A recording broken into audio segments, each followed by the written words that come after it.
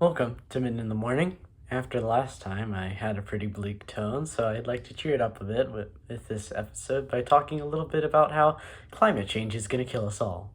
Well, not really, but it certainly has an effect on the current mass extinction event that's happening right now, which scientists believe is man-made. So basically, I'm going to be talking about three main things: how it's going now, how things could get worse, and how things could get better. However, I'd like to clarify a few things. Most of y'all will already know, but climate change and global warming tend to go hand in hand, and they do.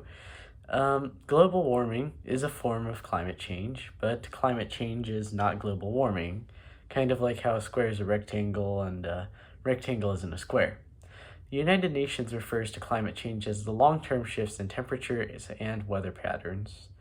This could be in the form of natural occurrences, of course, which take the form of shifts in the sun's activity or the large-scale volcanic eruptions.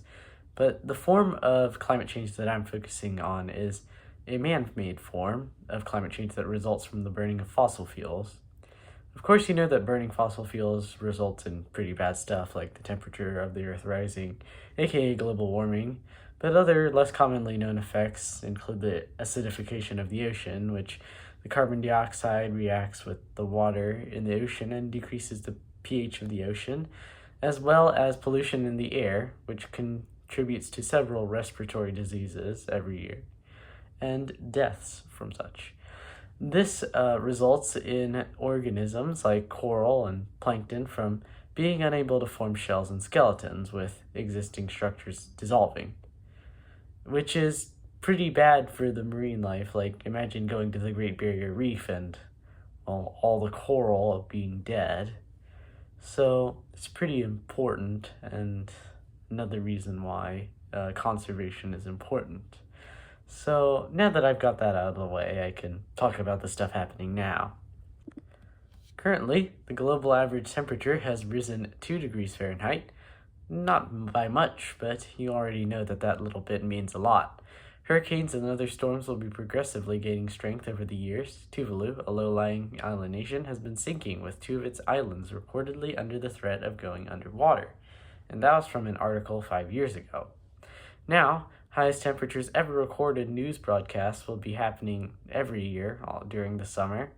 In my last video, I talked about how 2025 could be essentially rolling back all the Project 2025 would be essentially rolling back all the progress achieved in the United States to fight against climate change. And Agenda 47, basically Trump's plan during the presidency, includes promises to roll back on Biden's climate change policies and expand oil and natural gas. I say this to say that there are still many people who don't understand how bad climate change is or deny it completely. And politics really has a big role on how, well, we respond to climate change in the future. Biden, the guy who's supposed to be better, isn't doing so hot during the debates and is basically fumbling the easiest bag ever and ruining his chances. Additionally, the way that the Senate and House goes also matters a lot, because Biden really hasn't been able to do anything about things like fossil fuel subsidies since he couldn't get bills to pass due to the slim Senate majority and Republican-dominated House. Furthermore, China has been spending about $2 trillion on those aforementioned fossil fuel subsidies, which is about 12% of their GDP.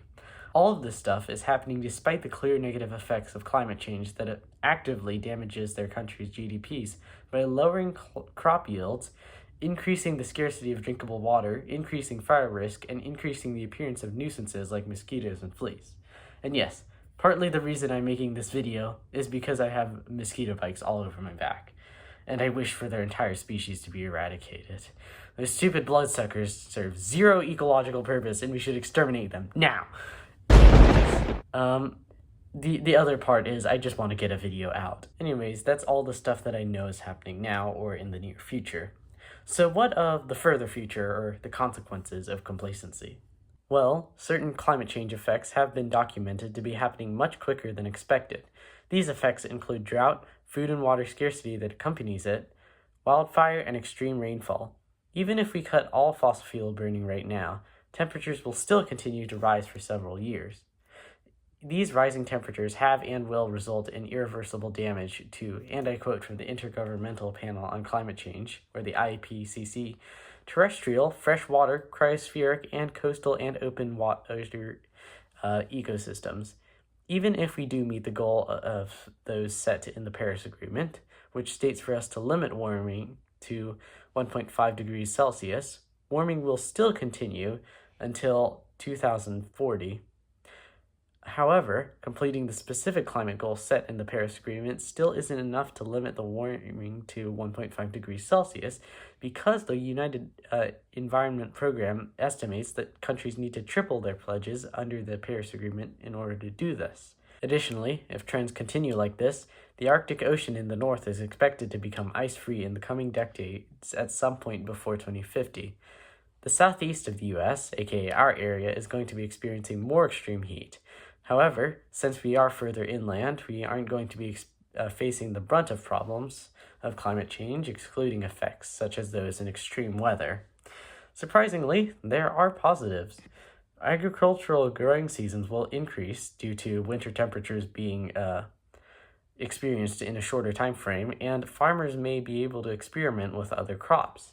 However, overall, the effects of climate change will be bad as heat, increased rainfall, or drought conditions can and will affect agriculture. Although living in a developed nation helps us avoid water or food scarcity, poorer parts of the world will still be hit the worst, with worse flooding, cholera, and other waterborne diseases being able to spread more easily. With higher temperatures, mosquitoes could stick around for longer and spread more insect-borne diseases. Almost counterintuitively, larger and less frequent snowstorms will form with more water in the air, thus generating more precipitation. Though, I don't think we're going to be seeing much snow down in these parts. It's quite sad and boring. It's almost like we chose the worst place to live in, like right where everything is stupid cold in the winter, but also where it never snows. Well, it seems like a lot of bad things are going to be happening in the future, so I'll bring it back with a little more hope and optimism. There have certainly been quite a lot of developments, and there's proof that cooperation across the world can occur. For example, do you remember hearing about the hole in the ozone layer? It was an international cooperation to end the usage of chlorofluorocarbons and other ozone-depleting chemicals in the Montreal program that began the healing of the ozone layer. You see articles about it now that express the good news of the ozone hole healing. The worst of it has been gone for a number of years, and in fact, it will only stick around until, 2066, but eventually it will return to as it was. There are set solutions to climate change, such as carbon capture, reforestation, afforestation, clean energy, nuclear energy, and cutting back on fossil fuels and energy conservation. When working together, these can cut down on carbon emissions significantly, and many are already being implemented. Despite the rising material and equipment costs, the price of electricity from renewables has been falling. In China, although funding fossil fuels is the main driver of decreasing global costs of photovoltaic solar and offshore wind power. Wind and solar are becoming less and less expensive than even the cheapest fossil fuel options, and I believe that trend will continue. As renewables continue to become cheaper and more reasonable, more and more companies will begin to adopt them and use them over fossil fuels. Systemic change, such as changes in government or economic systems, may be desired, but I can concede that is not realistic within the timely manner that this issue must be addressed. I believe that humanity can come together on this issue as well, just as in the ozone layer issue. It will be more difficult and much more costly, but I believe that climate change will eventually be solved with international cooperation and modern technology. Anyways, goodbye to all, and to all a good morning.